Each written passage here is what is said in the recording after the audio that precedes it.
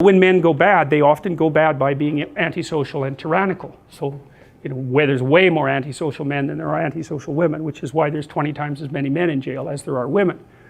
So each gender, let's say each sex, has its own characteristic pathologies. And there are some antisocial women, and there are some high neuroticism guys or some guys who are really agreeable as well. So, but they're rarer. You might say, well, if you're only going to interact with someone once, you might as well just take advantage of them and run off. That's what a psychopath does, by the way. And there is room in the environmental niche for psychopaths, but they have to keep moving around, because otherwise people figure out who they are. So they just move around, and they can take advantage of one person, maybe 5 times or 10 times or something, and then the reputation spreads and they got to get the hell out of there. So it's not a good long-term strategy.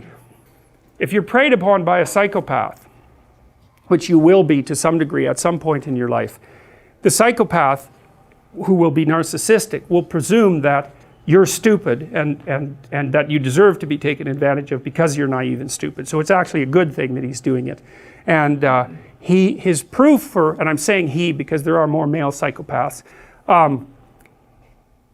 the proof that you're stupid, naive, is that he can take advantage of you. And so, like, if you were wiser, you'd be, you'd know his tricks, and then it wouldn't be morally necessary for him to show you just exactly who knows what about what. And so the psychopath will use his ability to fool you as proof of his own grandiose omnipotence, omniscience, and narcissism. And the problem with that is that you can be fooled by a psychopath, and virtually anybody can. So that Robert Hare, for example, who studied psychopaths for a long time and interviewed a lot of them, like hundreds of them, and videotaped many of the interviews, he said when he was talking to the psychopath, he always believed what they were saying. And then he'd watch the video afterwards and see where the conversation went off the rails. But, the proclivity to be polite in a conversation is very strong. And if you're polite, you don't object to the way that the person unfolds their strategy, And psychopaths are pretty good at figuring out how to manipulate, obviously, how to manipulate people. And the probability that you will be immune to that is extraordinarily low. Go watch Paul Bernardo being interviewed by policemen on YouTube. That's that's enlightening, man. Paul Bernardo, he's like the CEO of a meeting in that video, He gives the cops hell, he gives the lawyers hell, he protests his innocence. He basically tells them that they're rude and untrustworthy because they don't trust him because he did a few little things 17 years ago. But he basically goes, well, that's a long time ago. It's like, we're past that, aren't we? I mean, I'm having a discussion with you. I'm trying to help you solve some crimes, which, by the way, I committed, but we won't bring that up. And you're accusing me of being a liar. Like, you're not playing fair. What's up with you? And then when they answer, he looks at his fingernails, which is like, that's a lovely little manipulative thing, because it basically means whatever happens to be under my fingernail at the moment is much higher priority than listening to your foolish story. And you watch, you'll see people do that to you. And then you get a little insight into what they're up to. He's very good at that. And so, or he looks outside, or he just looks at his hands, or he looks out the window, immediately dismissive in his nonverbal behavior. It's brilliant. The courts were forced to release that, by the way.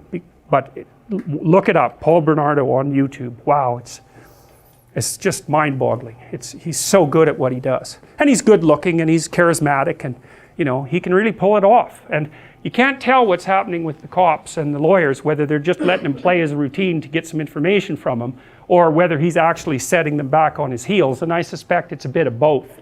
But it's masterful performance. If you didn't know who he was, and you were watching it without the audio, you'd think he's the CEO of some company giving his employees hell for not being up to scratch. That's all his body language, his eye contact, everything just speaks that. It's amazing.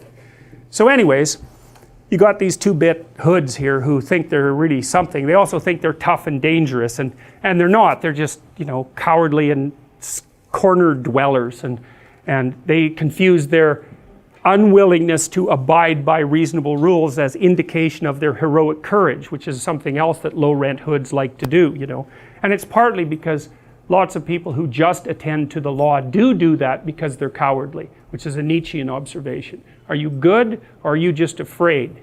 Well, let's start with afraid first. before we proceed to good. And that the reason that you follow the rules is because you're afraid of getting caught.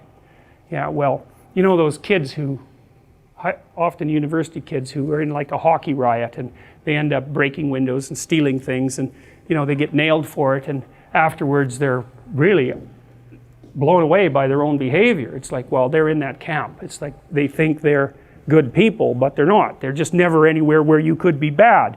And as soon as you put them somewhere where they could be bad, it's like out it comes, just like that. And that's really worth thinking about, because most of you, many of you, but not all of you, I suspect, have never really been somewhere that you could be really bad and get away with it. And so you might think, well, you wouldn't do it, but people do it. And if you give in to that temptation, which you often will, then it wins, and because it wins, it gets a little dopamine kick and it grows stronger.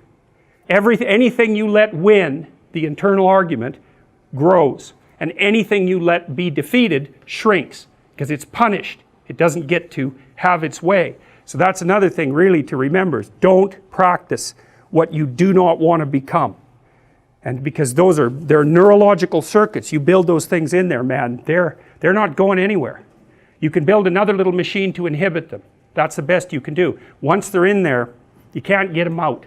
So, and then the ones you build to inhibit can be taken out by stress, and the old habits will come back up. So you got to be careful what you say and what you do, because you build yourself that way.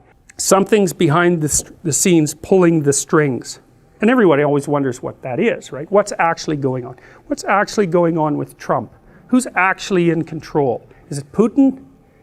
I mean, that's the fantasies of the left. It's Putin. It's like, well, the question always is, what's going on behind the scene, right? And the question is, that's the case certainly on the political landscape, business landscape, interpersonal relations. What are you really up to? Everyone's always wondering that, right? That's why they're watching your eyes, because your eyes point at things, and they can infer what you're interested in and what you're up to by looking at what you look at.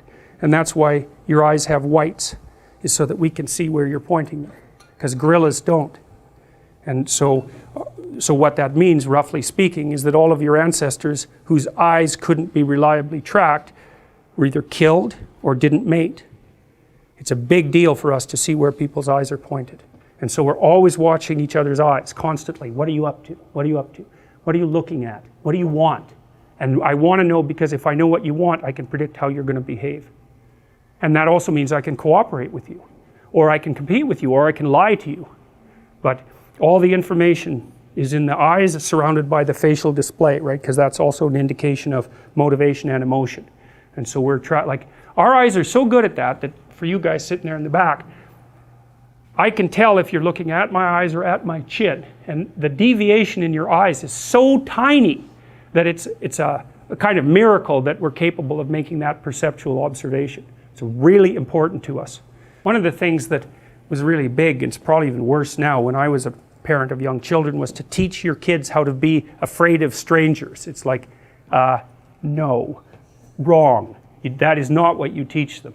Because all you do is teach them then to be timid and fearful, and the real predatory types, they're pretty much thrilled about that, because you'll also make them sheltered and naive. You know, so that isn't, you make your kids courageous and you get their damn eyes open, and that's the best thing you can do to protect them against people who are truly dangerous. So none of that terrifying them. It's